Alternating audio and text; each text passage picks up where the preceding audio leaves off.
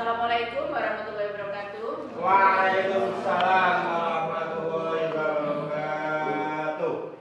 Alhamdulillahirabbil alamin wa bihi nasta'inu ala umuri dunya waddin wassalatu wassalamu ala asrofil anbiya'i wa imamil mursalin wa ala alihi washabihi ajma'in.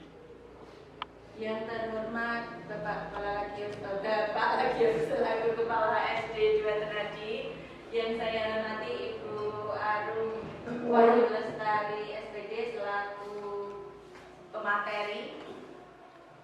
Pada hari ini alhamdulillah kita semua dalam keadaan sehat walafiat atas karunia Allah Subhanahu wa taala. Dan hari ini luar biasa karena kehadiran dari Bapak Ibu guru semuanya. Kemudian ada beberapa tamu undangan yang luar biasa. Terima kasih sudah hadir di sini. Hari ini Bu Arum akan memaparkan materi tentang menyebarkan pemahaman dan penerapan pengalaman budaya positif. Ini dalam rangka diseminasi CGP 9. Susunan acara pada pagi hari ini, yang pertama pembukaan, yang kedua sambutan dari Kepala Sekolah SD 2 Ternadi, kemudian yang ketiga langsung ke intinya, langsung ke materi, pemaparan materi dari Bu Arum. Kemudian yang keempat penutup. Marilah acara yang pertama ini kita buka dengan acara basmalah bersama-sama. Bismillahirrahmanirrahim. Untuk acara yang kedua sambutan dari Bapak Lagiono. Untuk waktu dan tempat kami persilahkan. Assalamualaikum warahmatullahi wabarakatuh. Waalaikumsalam warahmatullahi wabarakatuh. Alhamdulillah, yang saya hormati Bapak Ibu guru SD 2 dan SD 1 semuanya. Pertama-tama mari kita ucapkan syukur kita alhamdulillah yang mana sampai saat ini kita bisa bertemu sedang mencari perangkat. Kegiatan itu penyebaran pengalaman dan penerapan pengalaman budaya positif yang akan disampaikan oleh Bu Arum. Semoga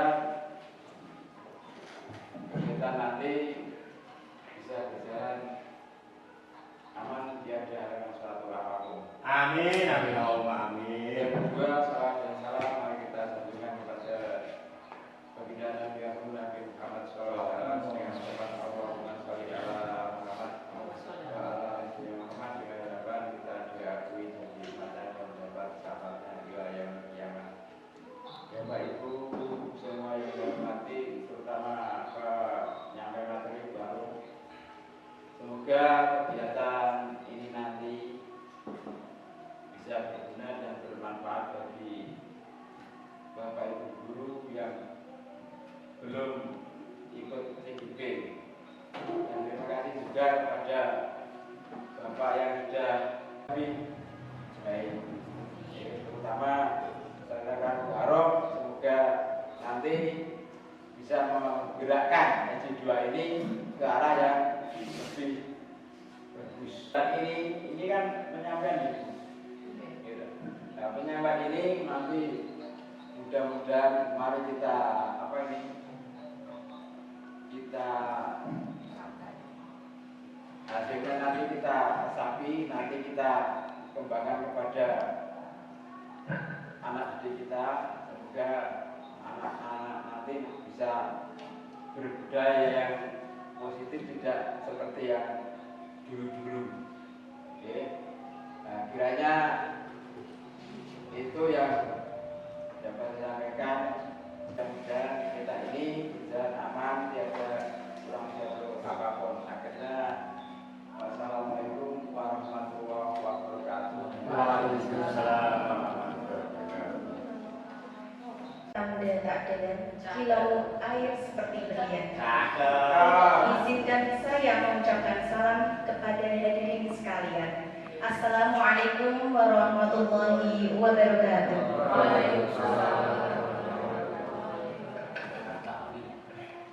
Terima kasih atas kesempatan yang diberikan kepada saya pada siang hari ini. Masih semangat Bapak Ibu? Semangat. Alhamdulillah, luar biasa.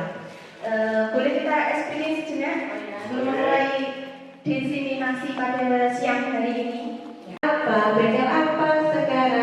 sekarang bekel karet sekarang. Karet apa? Karet apa sekarang? Sekarang karet apa? Karet gelang sekarang. Gelang apa? Gelang apa? Gelang apa sekarang? Sekarang gelang emas sekarang.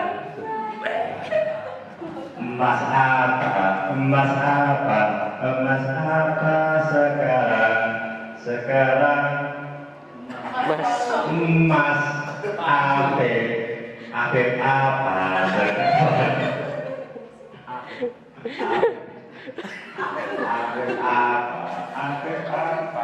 Apik apa sekarang?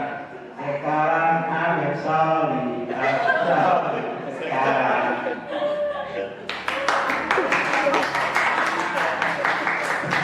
Apa sih? Nah, di sini saya akan menyampaikan tentang budaya positif. Sudah pernah mendengar tentang budaya positif atau belum, Bapak Ibu? Belum ya. Sudah ya, kemarin PMM juga sudah ada tentang disiplin budaya positif, ya kan? Mengantarkan tentang nilai-nilai positif dalam bentuk budaya. Nah, di sini kita akan masuk ke pertanyaan dulu. Kira-kira ya Pak, ini kira-kira saja. Ada pertanyaan sampai. Yang pertama, hukuman dapat mendisiplinkan anak, setuju atau tidak setuju? Mungkin boleh panjenengan simpan dulu, tidak perlu diungkapkan dulu, bisa disimpan dalam hati, setuju atau tidak setuju dulu ya. Untuk yang kedua, pemberian hukuman dengan hal yang positif seperti membaca atau bersih-bersih kelas itu dapat mendisiplinkan anak, setuju atau tidak? Dan yang ketiga, ya, pertanyaan ketiga, memberi penghargaan dapat meningkatkan motivasi belajar pada anak, setuju atau tidak? Ya. Kita lanjutkan dulu. Nah, topik diseminasi pada siang hari ini. Jadi pertanyaan nanti yang akan menjadi acuan kita. Apa sih yang akan kita bahas pada siang hari ini? Nah, di sini yang pertama tentang disiplin positif dan nilai-nilai kebajikan yang universal. Kedua, teori motivasi, hukuman dan penghargaan serta restitusi. Ketiga, keyakinan kelas.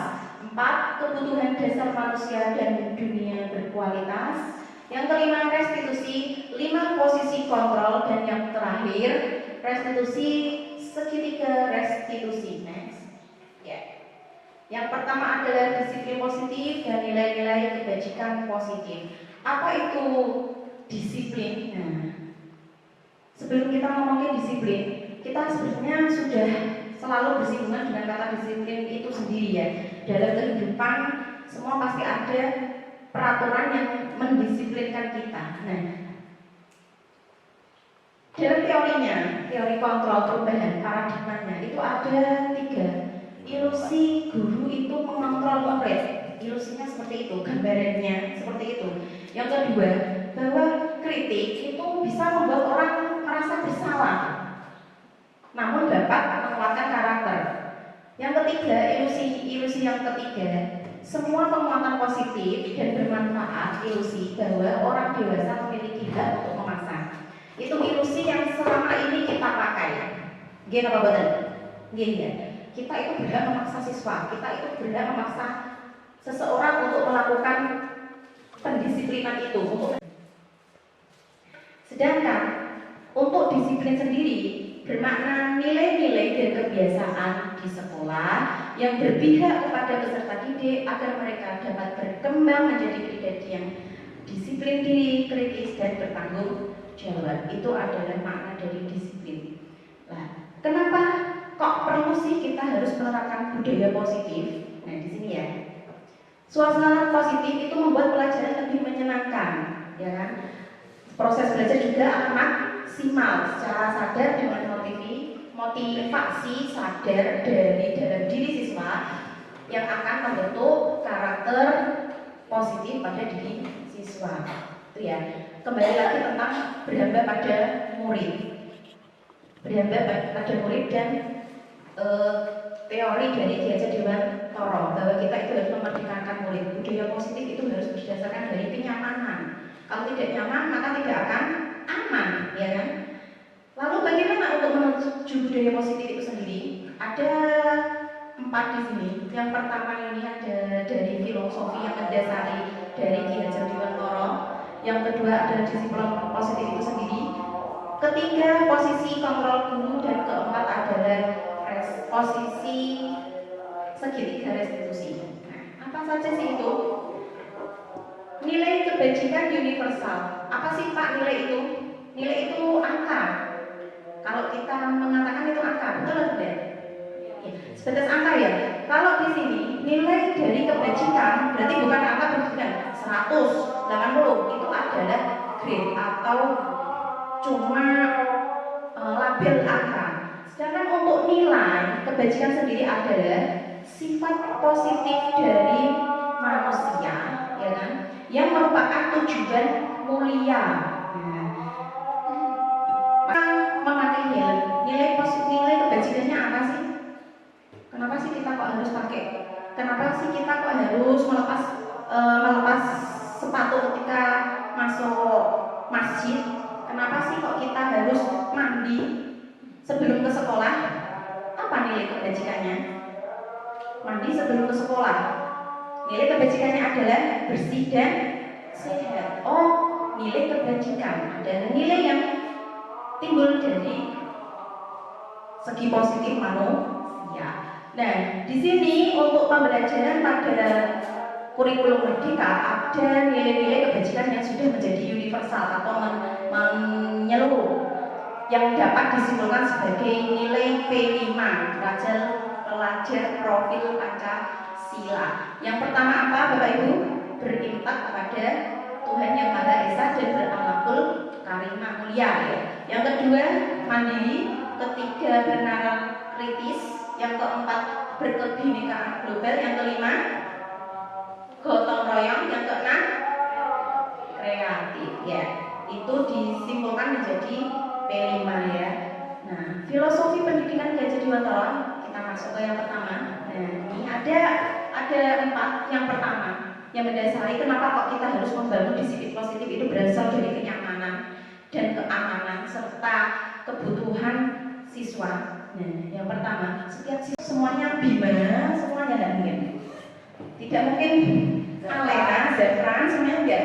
Tapi mereka itu unik, suatu pribadi yang unik dan memiliki karakter yang berbeda-beda, punya kelebihan dan kekurangan masing-masing. Tapi pasti kita yakin bahwa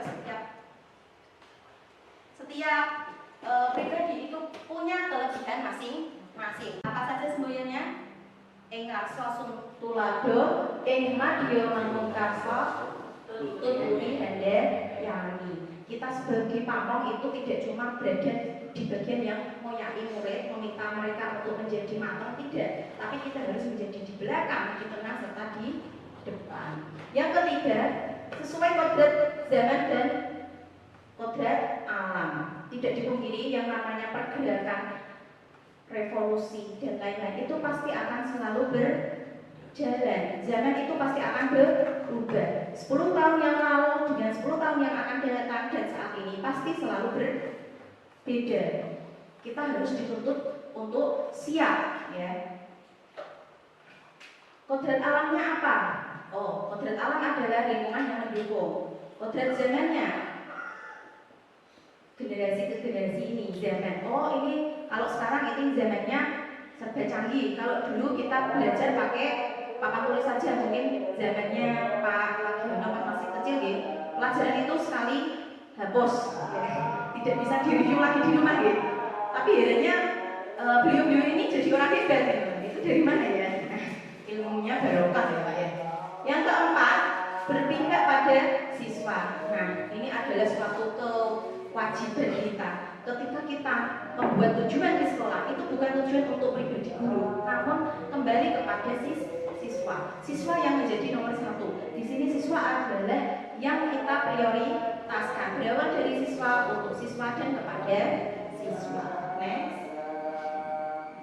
murid impian di masa yang akan datang. Seperti apa sih murid impian Bapak Ibu guru untuk yang akan datang?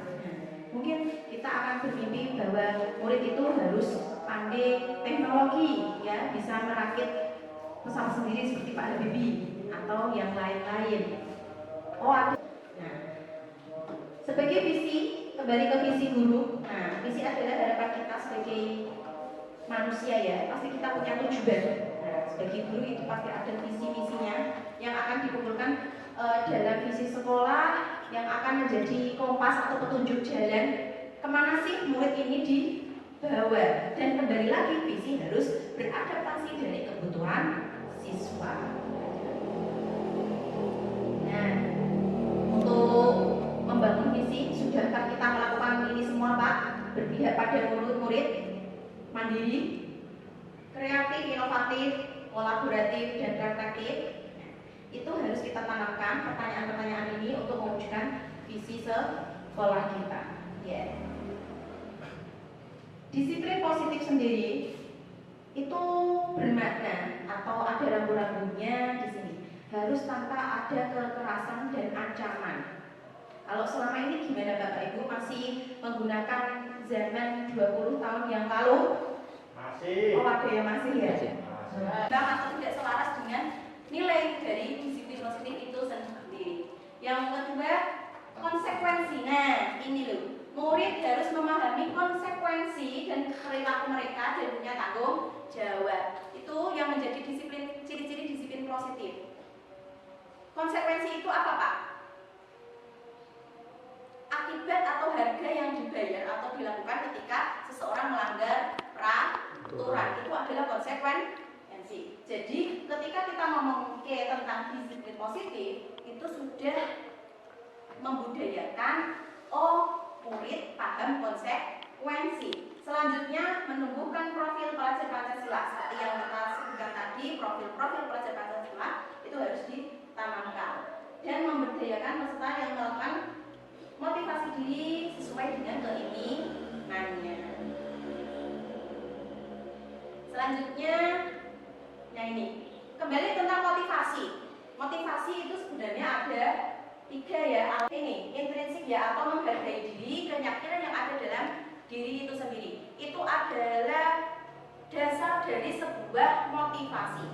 Kira-kira Bapak Ibu, selama ini untuk panjenengan sendiri, motivasi apa sih yang mendasari panjenengan untuk melakukan sebuah peraturan?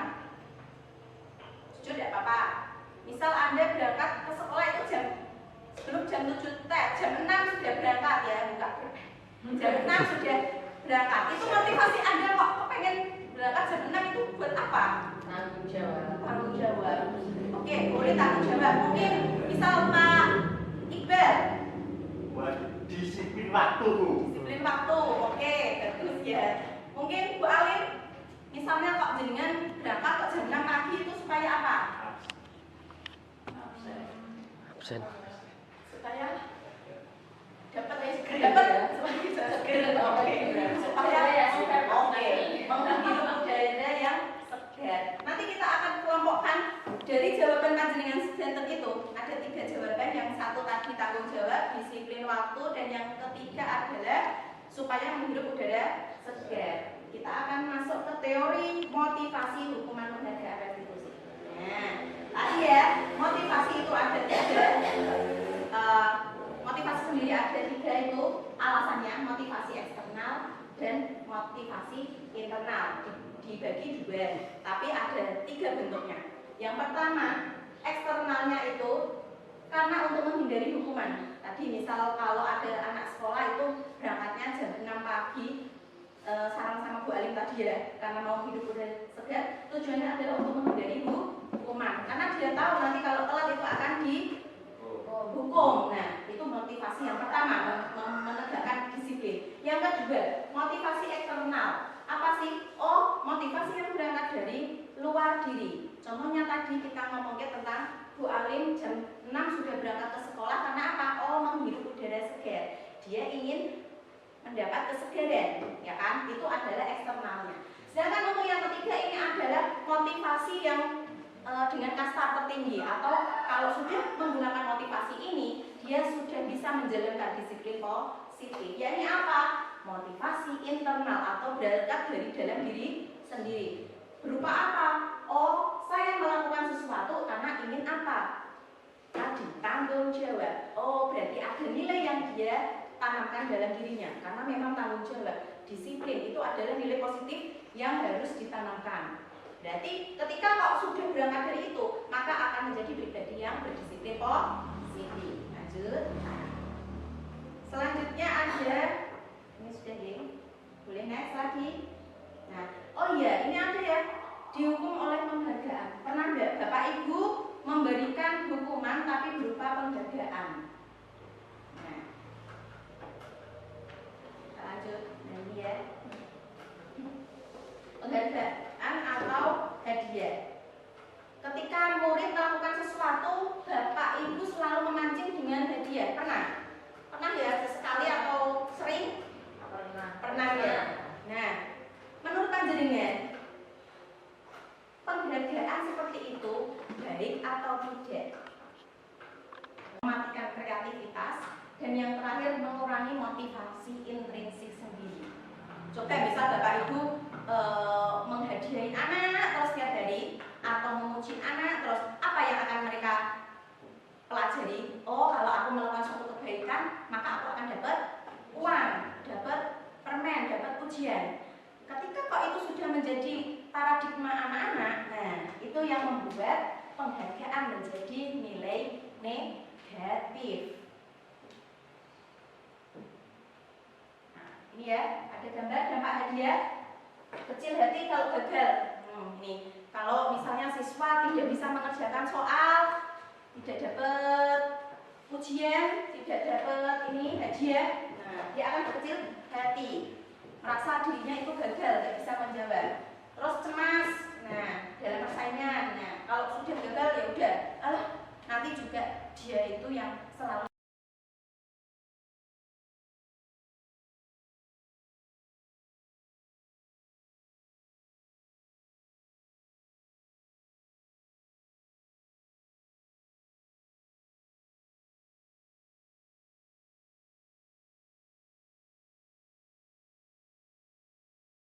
tangan dulu ya, tes dulu tenang. Kita cek ya jawabannya, dan ternyata memang betul. Mencatat 100 kali ketika telat itu memang hukuman Bapak Ibu. Ya. Dan contoh lagi yang lari mengelilingi lapangan basket 2 kali karena telat 10 menit, ada pelajar PJOK, konsekuensi itu betul. Konsekuensi. Ya. Oke. Pasti perbedaannya. Perbedaan dari hukuman dan konsekuensi kita bisa lihat. Yang pertama, hukuman itu identik dengan hal-hal yang menyakitkan, baik perasaan, psikologi, ya, fisik ataupun non fisik tadi. Nah, terus bisa membuat anak sakit itu ya tadi ya, fisiknya maupun hatinya dalam jangka yang panjang. Mungkin Bapak Ibu pernah masih mengingat masa kelam ketika duduk di bangku sekolah, pernah melakukan apa? Sering dihukum mungkin ya? Ya, dari Bu saya Bu.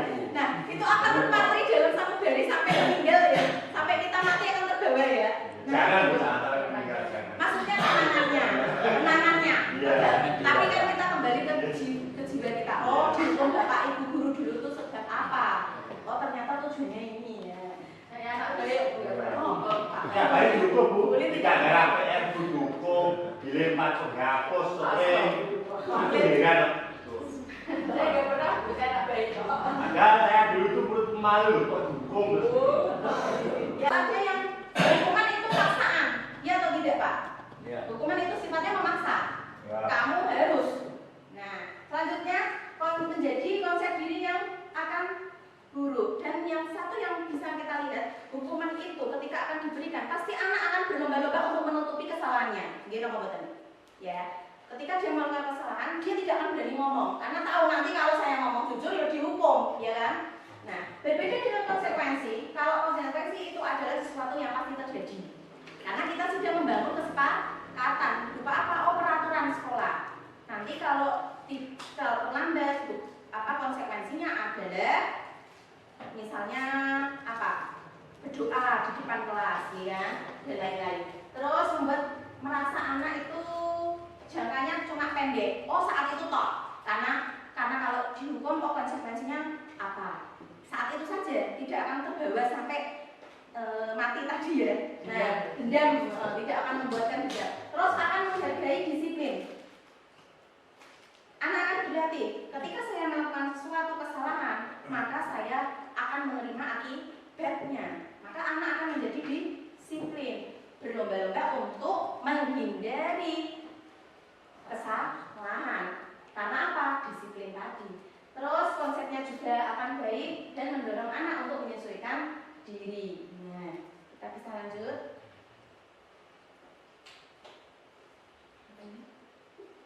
Ya, identitas tentang sukses dan gagal. Kalau hukuman tadi karena sifatnya lebih ke memaksa, terus menyakiti, dan jangka panjang efeknya, maka akan tercipta identitas yang gagal. Sedangkan untuk konsekuensi selanjutnya nanti akan ada yang namanya restitusi, itu akan menjadi identitas sukses. Lanjut. Nah, apa sih restitusi? Mungkin Bapak Ibu sudah ada yang mengetahui tentang makna dari restitusi itu sendiri? Pernah? Belum ya? Belum pernah dengar. Oh ya, ya di sini restitusi adalah proses untuk menciptakan atau ini ya memperbaiki kesalahan yang dilakukan siswa. Jadi ketika kita melihat siswa melakukan kesalahan itu tidak buru-buru dihukum, tapi kita akan melakukan perbaikan kesalahan. Maksudnya seperti apa? Contohnya, anak itu direvisi dulu loh. Sebelum kita kita fixkan harus direvisi dulu. Nah, dalam restitusi itu juga kenapa sih tidak ada kenapa tidak pakai keyakinan kelas saja? Kenapa kok kita pakai peraturan? Harus pakai keyakinan kelas juga. Nah, di sini ya. Pertanyaan yang akan kita bahas adalah ini. Mengapa kita kok memiliki peraturan harus memakai helm sih? Kok kalau ketika naik motor harus pakai helm? Kenapa? Kalau pakai kerudung aja juga boleh. Pakai peci aja cukup, menutupi kepala kan? Tujuannya nutupi kepala. Kenapa kok pakai helm? Biar gak kepanasan, Bu. Oh, gak kepanasan. Untuk keamanan. Menjaga keamanan keselamatan. Terus ada lagi ya, mengapa kok kita harus memiliki peraturan 3M ketika corona kemarin ya? Nah, kita apa namanya? Enggak pakai masker, aku ya sehat-sehat aja. Ternyata nih masih hidup sampai sekarang ya.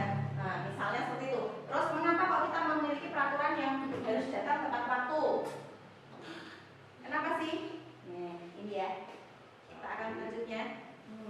Karena ini ya, untuk mendukung motivasi intrinsik, kita harus kembali kepada nilai-nilai dan keyakinan yang lebih untuk menggerakkan seseorang melakukan sesuatu. Kembali lagi kepada tadi, motivasi intrinsik berpusat pada nilai kebajikan. Pakai helm itu supaya apa nilainya? Tadi keselamatan. Terus tadi 3M, kenapa? Kesehatan, keselamatan juga, ya kan? Dan kenapa kok kita harus datang tepat waktu ketika mau memasuki pelatihan untuk kedisiplinan? Oke. Dari nilai-nilai tersebut akan mendapatkan budaya positif dengan apa? Dari budaya positif yang paling luas sebagai cabang luar, di dalamnya adalah lingkungan yang positif. Budaya positif itu tercipta ketika ada lingkungan yang positif, lingkungan yang mendukung. Terus ada keyakinan kelas. Yang namanya yakin itu apa Pak? Apa Bu? Yakin itu adalah kepercayaan. Nah tadi kepercayaan yang tertanam dalam hati yang menjadikan gerak, dasar gerak untuk melakukan kebajikan dan disiplin. Dalam lingkup kecilnya ada peraturan kelas. Peraturan kelas itu sebagai bentuk tertulisnya. Ya. Kira-kira, nah ini ya, ada yang namanya peraturan dan ada yang namanya keyakinan kelas. Kalau peraturan itu bentuknya seperti ini Bapak Ibu, bisa kita lihat. Yang selama ini kita pakai, yang terpampang di depan kelas, di pojok-pojok kelas. Nah, di depan gerbang itu ada tulisannya peraturan. Sekolahnya apa? Dilarang melakukan kekerasan, dilarang merokok, dilarang membuli, misalnya seperti itu. Terus ada lagi apa? mengembalikan buku pada tempatnya, buang sampah pada tempatnya. Sedangkan dalam bentuk keyakinan kelas itu ada perbedaannya Bapak Ibu. Kita akan lebih mengambil kepada nilai-nilai kebajikannya. Selalu mengembalikan buku tepat waktu atau membuang sampah pada tempatnya adalah nilai dari tanggung jawab dan kebersihan, misalnya seperti itu. Dilarang melakukan kekerasan, apa nilai kebajikannya? Keselamatan dan menghormati orang lain. Kita tidak boleh membuli itu karena apa? Menghormati orang lain. Itu adalah keyakinan kelas. Keyakinan kelas tercipta dari nilai-nilai kebajikan. Lalu, ketika kita melakukan sebuah peraturan, ingin mendisiplinkan seseorang, kita juga harus melihat kebutuhan dasar manusia. Apa saja sih kebutuhan dasar manusia itu? Nah, kebutuhan dasar ada 5 di sini, yakni pertama kesenangan, kebebasan, penguasaan, kasih sayang, dan rasa diterima. Selanjutnya bertahan hidup. Ini, ketika kita melihat anak, misalnya tadi ya, si Bima itu kok ke kantor terus itu. Kalau kita guru yang galak dan tidak mengakui filosofi pendidikan, kita pasti akan menghukum dia di depan sana, di lapangan. Orang kok kantor aja gitu ya kan. Tapi ketika kita mau mengetahui kebutuhan dasar manusianya, si Bima itu sebenarnya butuh apa sih? Kira-kira Bima kok pengen kantor dan mau ke kelas itu apa? Tak minum Bu haus. Berarti butuh kasih sayang masuk, butuh Minum. Ternyata alasan dari seseorang melakukan sesuatu itu ada kebutuhan dasar yang melekat padanya, yang membuat dia melakukan kegiatan yang tidak disiplin. Tadi misalnya si Bima karena dia kurang kasih sayang. Mungkin kalau di rumah itu ibunya galak, makanya kalau di sekolah itu gurunya kan cantik-cantik, ramah-ramah, wangi-wangi, ganteng-ganteng. Nah, itu yang membuat dia ingin selalu datang sama guru. Jadi kita jangan langsung menjudge, oh si anak ini dablek. Misal si misalnya Zefran itu dablek gitu ya, mungkin kalau istilah kita. Tapi kita kalau mengatakan anak dablek itu ya tidak boleh. Dalam kurikulum pendidikan kita tidak boleh mengatakan mengecap anak sebagai hal-hal yang negatif, itu tidak boleh. Semua itu anak terlahir baik. Karena kita juga tidak mau kalau kita dikatakan guru dablek, itu tidak mau kan? Nah ini ya itu ya. Misal si anak, bapak masuk kelas melihat anak tidur-tiduran nggak ngerjain tugas, apa sih hal yang akan bapak lakukan apa? Saya ajarkan Bu. Ajarkan. Ya, Ada yang lebih ekstrim lagi. Marahi ya, mungkin dimarahi. Bocah, bocah kok nggak mau ngerjain tugas. Nah, dalam posisi kita sebagai guru di era merdeka ini, kita harus melihat dasar kebutuhannya. Kita tanya, kamu kenapa nak kok nggak ngerjain tugas, padahal temanmu lu sekelas tuh ngerjain. Oh, mungkin semalam dia habis live streaming TikTok karena dia bantu endorse ibunya jualan daster. Tahu, wah. Mas berapa itu? Bisa, mungkin karena yang kita kan tidak tahu kebutuhan apa yang dia lakukan atau yang dia alami, yang dia butuhkan saat itu, sehingga dia tidak melakukan suatu tugas dari bapak ibu guru. Nah itu loh, kita harus mendekati mereka secara intensif, jangan langsung apa-apa langsung marahi, langsung menjudge anak dalam hal yang negatif. Nah, perlu tekan gitu Iya, harus berdoa. Sebagai guru yang tegas gitu, harus tahu kondisi lingkungan. Saya ingin menampilkan video Bapak Ibu sebagai ya video sebelum kita masuk ke materinya.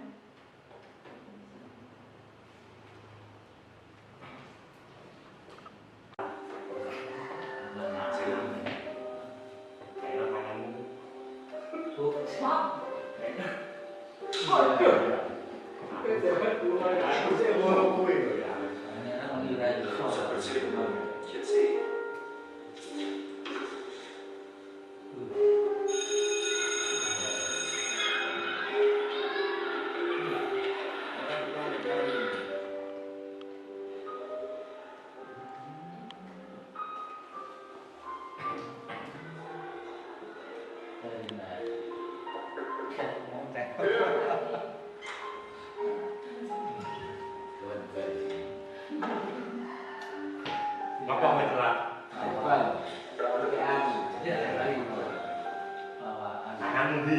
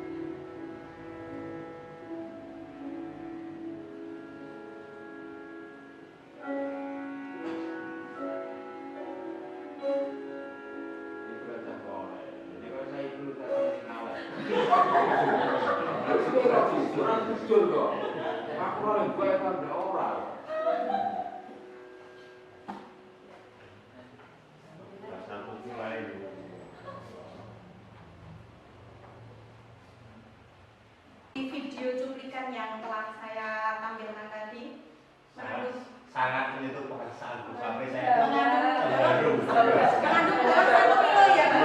Nah, kalau kita sendiri itu apaan? Sebenarnya pengen nangis.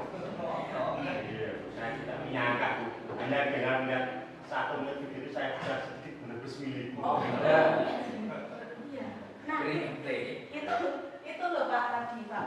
Kenapa kok kita tidak boleh langsung menjudge anak? Kenapa kok dia melakukan kesalahan langsung kita hukum, langsung kita hakimi sebagai anak yang salah? Kenapa kok jadi penghukum? Nah, ini loh kalimatnya biasanya seperti ini. Ayo cepat patuhi. Nah, nadanya itu pasti nada yang tinggi, keras. Seorang penghukum itu pasti nadanya nada keras, nadanya kasar. Tidak bisa kalau orang keraton sholat disuruh jadi penghukum ya. Iya, kayak saya. Lemah lembut gemulai itu tidak berlaku untuk posisi penghukum. Dampaknya apa? Siswa akan marah, dendam, sakit hati. Nah ini mungkin kita pernah mengalami ketika masa kita sekolah dulu, banyak guru-guru penghukum, pelaku penghukum. Semuanya Bu. Oh iya, semuanya dulu penghukum semua ya. Tapi kita berdasarkan takdim ya, kalau dulu kita kembalinya ke takdim. Walaupun penghukum saya tidak sakit hati, malah jadinya seperti ini Bu. iya, alhamdulillah sukses tadi karena baru kain Bapak Ibu guru dan doanya. Karena memang niatnya itu. Kalau sekarang kita sebagai penghukum, efeknya apa? Viral Bapak Ibu, ya kan? Nah, lanjutnya posisi sebagai pembuat rasa bersalah. Nah, ini cocok kalau main sinetron ya, rasa bersalah itu seperti ini. Nah, apa yang mental anak yang diserang, membuat dia merasa bersalah, membuat dia itu menjadi anak yang tidak berguna. Endingnya nanti depresi. Iya ya, kok saya jahat sama ibu saya, kok saya jahat sama orang tua saya, ya kan? Saya tuh orang yang tidak berguna. Endingnya seperti itu. Dampaknya ini memendam rasa bersalah dan bisa menyakiti diri. Tidak mustahil kalau zaman sekarang itu ya, kita lihat anak-anak itu banyak yang dari SD, SMA sampai kuliah itu pada bunuh diri. Viral banyak kali itu karena apa? Oh, mereka memendam rasa bersalah. Mungkin kita sebagai orang tua atau sebagai guru itu terlalu menekan anak dengan cara yang seperti ini, memberi rasa bersalah yang bertubi-tubi, endingnya nanti akan putus asa, hopeless ya. Langsung posisi ketiga yakni sebagai teman. Nah, naik sedikit tarafnya sebagai, ya kan? Terus apa lagi? Kecewa jika tidak dibantu, terus kurang kooperatif dengan guru lain. Di sini misalnya yang paling dibestiin itu Pak Soli misal ya. Nah, kalau sama Pak Soli nurut, tapi kalau sama Bu Alim, terus Pak Lagiono dan lain-lain mungkin tidak mau nurut. Kenapa? Karena bestinya Pak Soli. Nah, itu loh posisi kontrol sebagai teman akan membuat negatifnya seperti itu, nggak mau dengerin atau kooperatif dengan guru lain. Terus juga akan tidak mengandalkan bantuan guru tersebut. Apa-apa sih Dek? Pak, bantuin Pak. Nah, ini tergantung dengan guru kalau kita memposisikan diri sebagai teman secara berlebihan. Yang keempat, posisi pemantau. Ketika kita sudah menjadi posisi pemantau, itu berarti tingkat kita lebih tinggi. Dalam artian apa? Kita tinggal memanage atau memantau. Yang namanya memantau itu seperti CCTV ya. Kita pantau oh kegiatan anak ketika salah. Nah, misalnya ada anak yang terlambat, kita panggil. Nah, kamu tahu ini jam berapa? Jam 7.20 Bu. Artinya apa? Saya telat. Nah, kalau telat, tahu nggak konsekuensinya apa? Kita cuma mengingatkan kembali konsekuensinya apa. Oh, kalau telat harus berdoa di tengah lapangan, misal seperti itu. Jadi dampaknya, konsekuensi ini ya, paham. Oh, ketika kita telat, dia sudah paham konsekuensinya apa. Nah, dan emosi guru juga tidak berlebihan. Beda kalau kita penghukum, pasti sudah meluap-luap amarahnya, wajah juga seketika berubah, ya, matanya melotot, merah, ya kan? Mungkin dulu kita juga pernah seperti itu. Saya mungkin juga pernah seperti itu sebagai penghukum ketika menghukum anak. Karena orang pendiam pun ketika menjadi posisi penghukum itu juga menakutkan, gitu kan? Nah, kalau orang pendiam malah ketika menjadi posisi penghukum, pasti anak pas ketakutan. Oh, nggak nyangka ya, itu orangnya pendiam, ternyata kalau marah seperti apa? Ya, anak mikirnya ketakutan. Nah, terus dampak dari pemantau tidak memendam rasa marah karena dia tahu dia yang salah. Nah, lanjut untuk posisi yang terakhir adalah posisi manajer. Nah, ini loh posisi yang paling tinggi dalam posisi kontrol. Sebagai manajer, kita akan membantu murid untuk menganalisis, mereview ulang apa sih kesalahannya, kenapa kesalahannya terjadi. Nah, dalam posisi ini kita harus konsekuensi, kesepakatan yang baik. Dalam posisi kontrol kita sebagai manajer menerapkan posisi segitiga restitusi. Ada yang sudah pernah dengar dengan istilah segitiga restitusi, Bapak Ibu Guru? Belum. Ya. Cinta.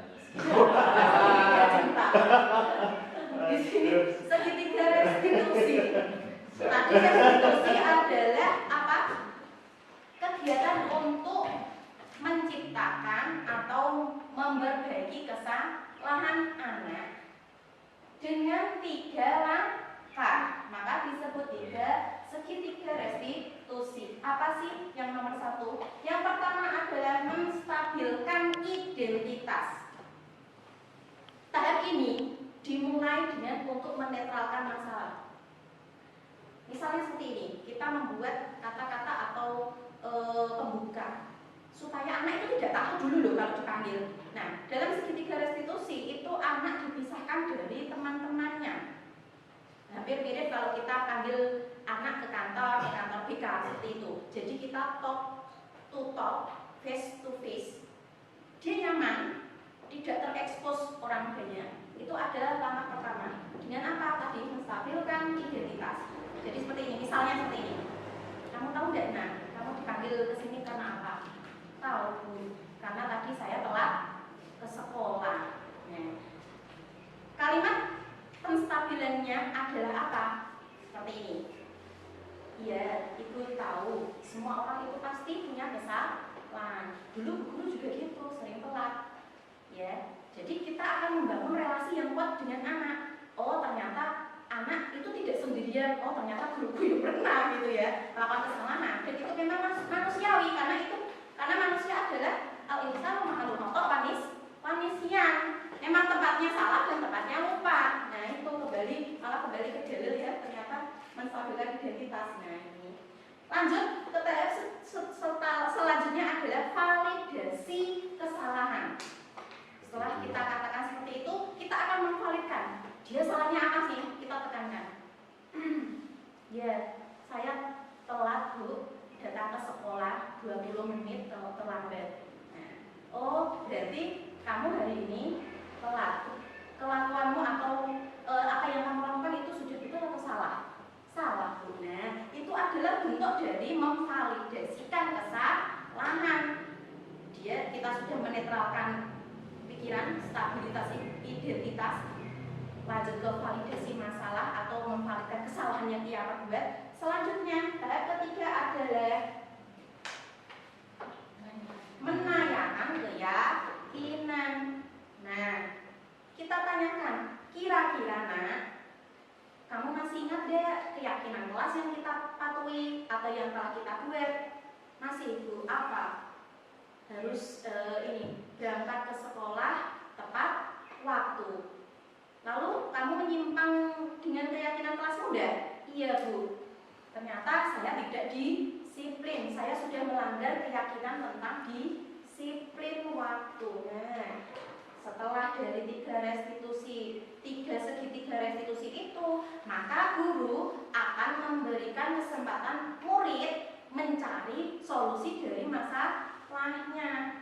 Setelah ditanya tadi alasannya kenapa, oh tadi karena dia bantu live TikTok jualan daster emaknya sampai malam, jadi pagi telat, ya kan? Oh ternyata kebutuhan ekonominya memang perlu diperhatikan, jadi dia telat. Kira-kira apa yang akan kamu lakukan supaya nanti tidak telat lagi? Itu percakapannya seperti itu, Bu. Jadi tidak langsung kita marah-marah, kita langsung mengasih jawaban, oh harusnya kamu gini, enggak. Tapi kita berikan kesempatan kepada siswa untuk mereview kesalahannya sendiri dan memberikan solusi dirinya sendiri. Kenapa? Karena inti dari sebuah restitusi adalah penalaran kritis. Oh, berarti kalau saya bangunnya kesiangan, saya harus tidur lebih awal. Mungkin saya scroll TikToknya atau live streamingnya itu sore, biar nanti kalau malam saya tidak terlalu begadang. Nah, seperti itu ya. Nah, kembali ke restitusi, itu ada 9 ciri dari restitusi. Di sini dikatakan kenapa kok dalam kurikulum Merdeka restitusi adalah cita-cita yang sempurna dalam pendisiplinan siswa. Kenapa? Karena satu, restitusi itu bukan untuk menebus kesalahan, tapi untuk belajar dari kesalahan. Kalau hukuman kan karena kamu salah, ya kamu harus tebus dengan sesuatu. Salah melakukan sesuatu, ditebus dengan sesuatu. Itu namanya kebutuhan dasar yang mendasari ketindakan, dan restitusi adalah jalan yang terbaik. Fokus pada karakter bukan tindakan. Yang kita bentuk adalah karakter siswanya, bukan tindakannya. Membuat atau membangun karakter itu sangat sulit, tidak semudah membalikan telapak tangan, karena karakter itu sudah terpatri dan tertanam, gawan lahir. Kalau kita katakan itu sudah gawan lahir. Selanjutnya ada pada fokus solusi. Nah, restitusi itu adalah untuk mencari solusi. Dan terakhir, restitusi mengembalikan murid yang berbuat salah pada kelompoknya. Kalau hukuman kan enggak. Misal bapak ibu guru melihat anak yang nakal di kelas lari terus diajar dari mulai masuk sampai pulang itu lari ya, itu ada ya. Mungkin kelas 1 ada ya Bu ya, naik meja lari-larian itu ada ya. Itu nanti kalau ngajarinnya dihukum keluar kamu dari kelas itu namanya memisahkan dia dari kelompoknya. Oh itu loh anak bandel, jangan deket sama Bima itu tidak mau masuk kolam, nakal dia. Itu akan memisahkan dia dari temannya. Padahal restitusi itu bukan seperti itu. Kalau panjenengan lakukan restitusi, dia akan benar, oh ternyata dia butuh kasih sayang. Kita kasih materi yang berhubungan dengan kebutuhannya. Oh dikasih kasih sayang, dia perlu ini. Apa yang dia butuhkan sih aslinya, sehingga kok dia itu jalan naik kalau di kelas. Nah itu ya. Dan dikembalikan kepada kelompoknya. Ketika dia melakukan restitusi, dia akan memperbaiki diri, kelompoknya juga akan menerimanya dengan baik. Beda dengan orang yang dihukum, pasti akan timbul dendam, ya kan?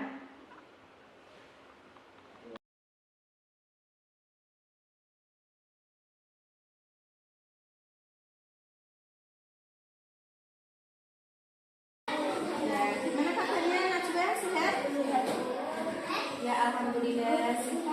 Ya maaf ya, ibu manggil Najwa karena Najwa beberapa hari ini terlambat ke sekolah, betul? Maaf kalau Najwa terlambat. Ya, Najwa itu paham kalau semua orang itu pasti punya kesalahan, ada halangan, kesibukan dan lain-lain yang bisa membuat telat ke sekolah. Tapi tidak hanya Najwa saja, semua orang pasti juga bisa merasakannya, ya kan?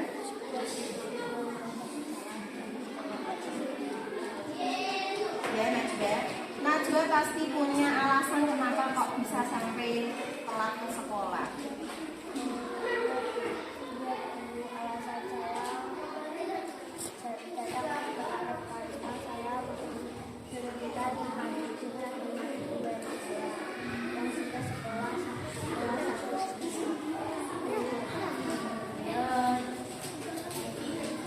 Ya, paham Najwa. Lalu apakah ada solusi agar Najwa tidak telat lagi?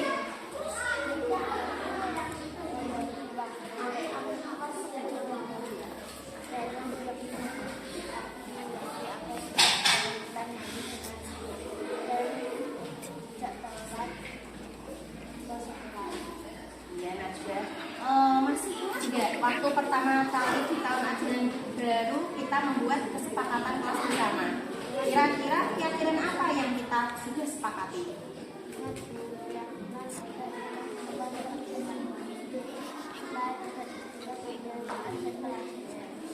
Ya, ibu percaya Najwa pasti bisa mempraktekkan keyakinan kelas kita dengan baik. Ya. Jadi menurut Najwa, solusi apa yang akan Najwa lakukan supaya Najwa tidak terlambat ke sekolah lagi?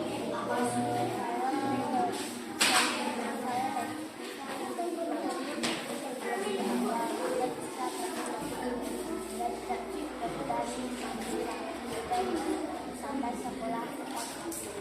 Ya, bagus ya. Najwa berarti itu adalah hal-hal yang akan Najwa lakukan. Bagaimana Najwa? Sepakat?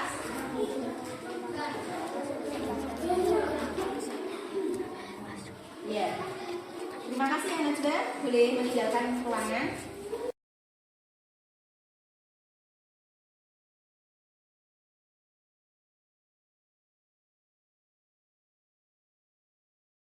Ya, alhamdulillah. Ternyata sudah habis pemaparan pada hari siang ini. Kita masuk ke tahap refleksi. Nanti akan saya kirimi link dalam bentuk jam board. Bisa Bapak Ibu isikan nggih. Nah ini refleksinya adalah ini. Apa sih hal baru yang mengubah paradigma saya yang saya dapatkan hari ini? Nah, kira-kira apa sih yang panjenengan dapatkan dari materi diseminasi penebaran pemahaman budaya positif? Yang kedua, perasaan yang muncul selama diseminasi.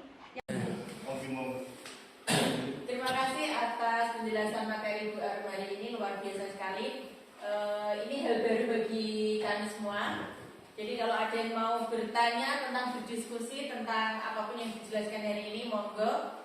Karena ini juga menjadi pembelajaran bagi kita yang akan kita terapkan di sekolah ini. Monggo Bapak Ibu, silakan yang ingin bertanya. Saya Bu. Assalamualaikum warahmatullahi wabarakatuh. Waalaikumsalam. Terima kasih waktunya dan saya mengapresiasi apa yang disampaikan oleh calon guru penggerak angkatan 9 Ibu Arum dari SD Tadi. Tepuk tangan buat beliau dulu.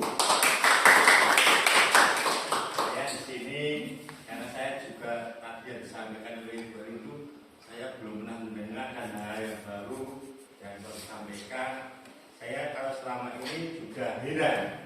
Selama ini saya itu ketika ada murid bersalah langsung saya hukum, langsung tidak saya tanya pokoknya kamu salah ini saya hukum. Tapi setelah melihat paparan dari Ibu Arum tadi bahwa kita sebagai guru ternyata tidak harus langsung menjudge atau tapi harus dengan beberapa tahapan tapi namanya kok segitiga cinta apa segitiga eksekusi ya itu tadi apa sekali. Kemudian yang ingin saya tanyakan adalah apa beda dari peraturan dan keyakinan kelas itu?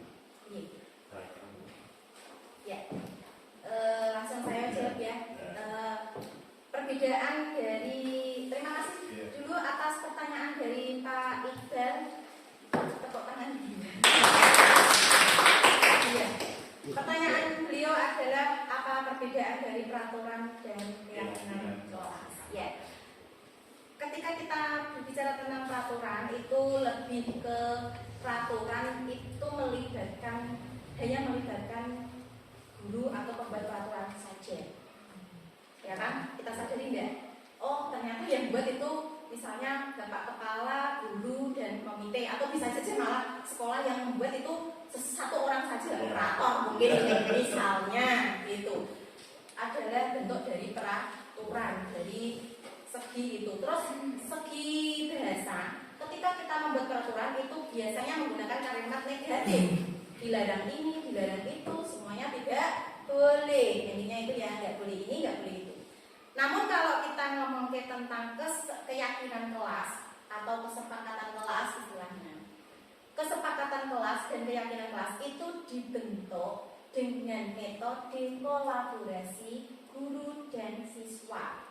Jadi kita tahu siswa itu coba anak kita buat keyakinan kelas hari ini sebelum masuk pelajaran untuk tahun yang akan setahun yang akan berlanjut, mau apa sih keyakinan yang akan kita sepakati?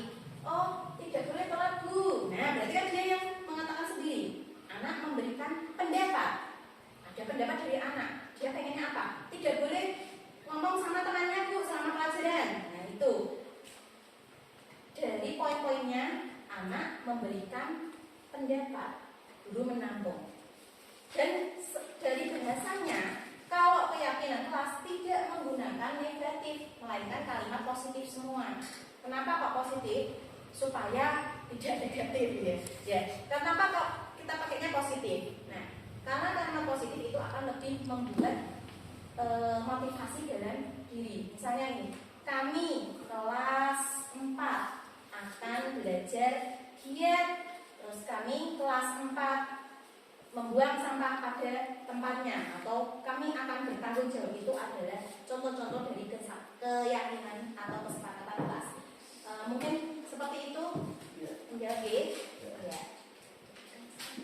Sangat pas sekali jawabannya. Terima kasih. Ya, terima kasih atas pertanyaannya. Kembali ke Terima kasih atas penjelasan dari pertanyaan tadi. Luar biasa hari ini diseminasi tentang budaya positif dari calon guru penggerak Ibu Arum Wahyu Lestari. Semoga apa yang kita dapat hari ini menjadikan pelajaran bagi kita yang akan kita aplikasikan di sekolah kita, di SD 2 Ternadi dan SD 1 Ternadi. Dan semoga apa yang akan kita lakukan mendapatkan berkah Itu yang paling penting. Terima kasih. Kita tutup acara dengan bacaan hamdalah bersama-sama. Billahi taufiq wal hidayah. Wassalamualaikum warahmatullahi wabarakatuh. Waalaikumsalam. Tepuk tangan untuk Bapak Ibu semua.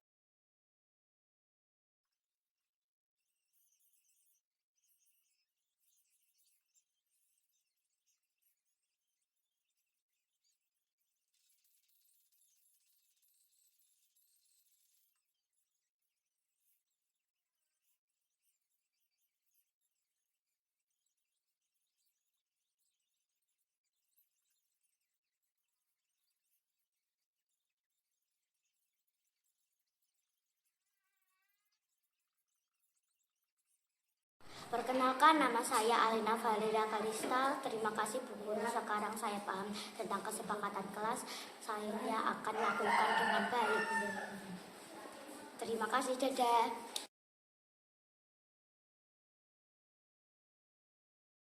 Perkenalkan, nama saya Abizar Pratipta Atriska. Saya kelas 4 dan saya berterima kasih kepada Bu Arum.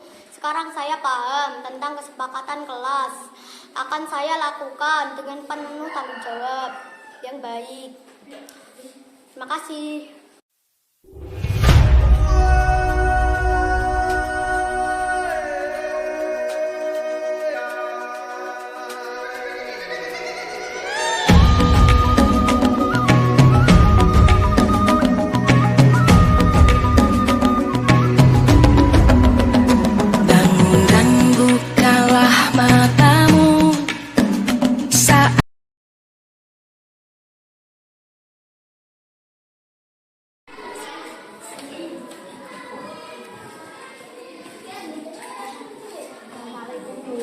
Waalaikumsalam Najwa. Silakan duduk. Ya, gimana kabarnya Najwa? Sehat? Ya, alhamdulillah. Iya, maaf ya, Ibu manggil Najwa karena Najwa beberapa hari ini terlambat ke sekolah, betul? Maaf kalau Najwa Ya, Najwa itu paham kalau semua orang itu pasti punya kesalahan. Ada halangan, kesibukan dan lain-lain yang bisa membuat telat ke sekolah. Tapi tidak hanya Najwa saja, semua orang pasti juga bisa merasakannya, ya kan?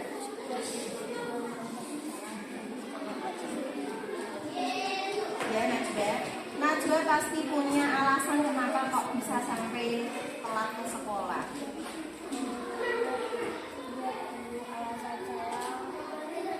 saya datang ke arah karena saya berbeda dengan juga dengan ibu dan saya yang sudah sekolah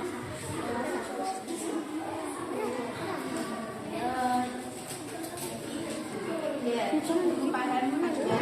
Lalu apakah ada solusi agar Najwa tidak telat lagi?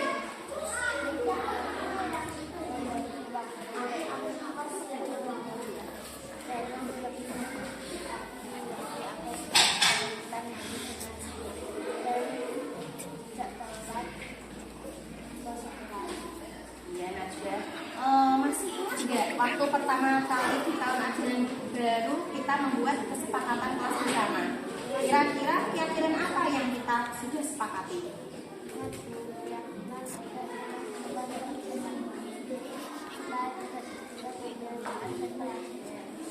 Ya, Ibu percaya Najwa pasti bisa mempraktekkan keyakinan kelas kita dengan baik. Ya. Jadi menurut Najwa, solusi apa yang akan Najwa lakukan supaya Najwa tidak terlambat ke sekolah lagi?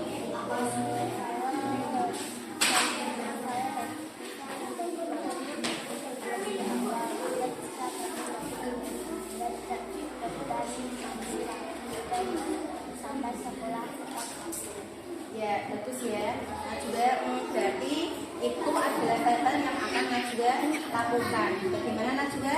Sepakat?